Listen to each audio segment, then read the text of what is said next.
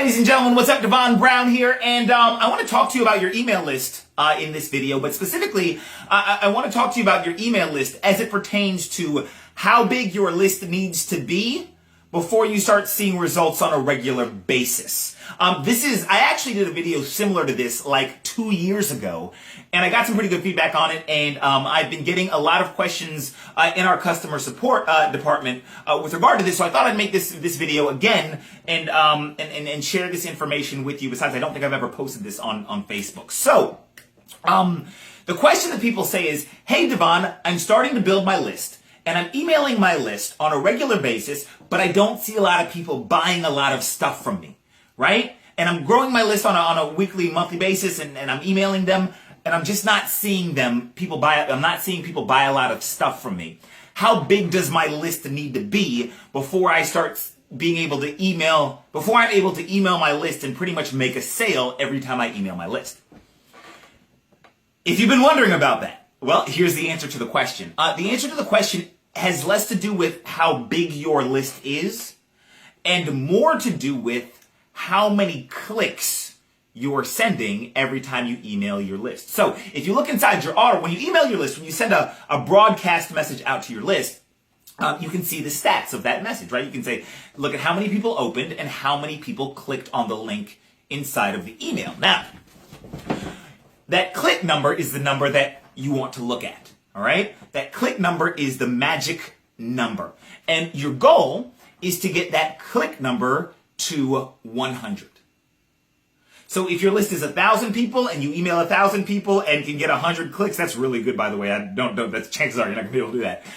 Then gravy. If your email list is 10,000 people and every time you email your list you get an average of 100 clicks, it's kind of the same.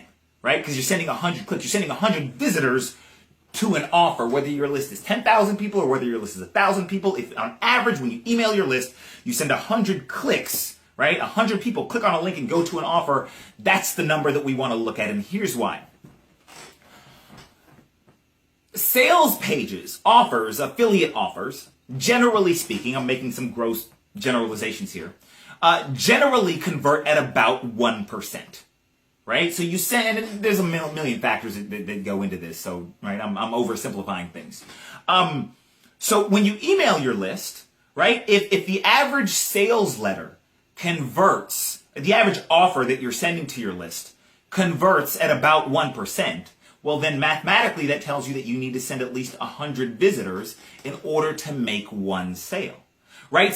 So at 100 visitors, getting 100 people to see a particular offer is 100 visitors is a statistically large enough sample space to expect a result, right?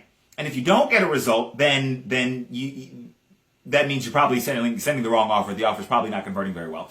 If you send 10 people to an offer, right, and nobody buys, that doesn't necessarily mean that the offer is bad or that you're doing something wrong. It's just that 10 people is not necessarily a statistically large enough sample space to make a difference or to make a sale or to get you the results you want to. Let's pretend that an offer has a 5% conversion rate, which is crazy high.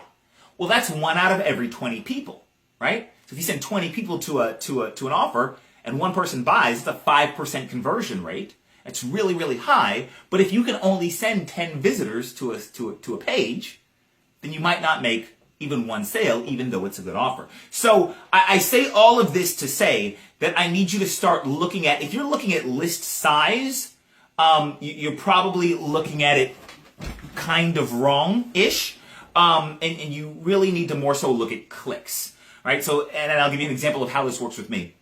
I grow my email list, and I'm just going to make up some numbers here. Let's say I have an email list of 100,000 people, right? And let's say every time I email my list, I send 1,000 clicks or 1,000 visitors, okay? That average of 1,000 people is probably contained inside of maybe 30,000 people or so. In other words, there's a really, really big number out of that 100,000 people on my list who never open my emails, who never click on anything, who are just wasting space. And so what you'll see big name internet marketers do, or people with really big email lists do, is we'll do what we call scrub our lists. And that means we're getting rid of the dead weight. We're getting rid of the people who don't actively engage with us. So there are times where my list was 100,000 and I've scrubbed it and I said, I want to get rid of everybody who's not opening my emails and not clicking and stuff. And I've taken my email list down from 100,000 to 60,000, or 100,000 down to 40,000, right? I'm literally removing half of my list because they don't engage. And here's the thing, aside from actually that being a good thing and something you need to do regularly, the important thing is that the number of clicks that I send doesn't go down, right? So I can email my list of 100,000 and get 1,000 clicks, and I can then scrub my list, and then now it's down to 40,000, and I'll email 40,000, and I'll still get 1,000 clicks. I'm making up numbers, but the point that I want you to focus on is clicks, not list size, right? Number one. And number two, I want you to, especially if you're new, I want you to get to 100 clicks. Get to an average of 100 clicks whenever you mail, and that will be a tipping point, a big goal for you to reach, and a good tipping point in your business. I hope that makes sense. Tara, does that make sense? Yes. I kind of went off on a tangent with regard to the whole scrubbing your listing and just to make a bigger point. But if you're new, I really want you to say, how many clicks am I sending? Can I get the clicks up? And the things you can do to get the clicks up, probably the number one thing you can do to get your clicks up is get better at email copywriting. Okay? And that's a whole other story for another day. But if you get better at email copywriting, more people are going to open and engage with you and read your emails and click on your links. All right? So if there are any good email copywriting courses out there, I recommend you get one. It's a really good skill to have. So I hope that's it. I hope this video was helpful. Like this video, comment on it, share it, let me know your thoughts. Hopefully it was helpful, like I already said that. That's all I got. I'll talk to you guys later. Bye-bye.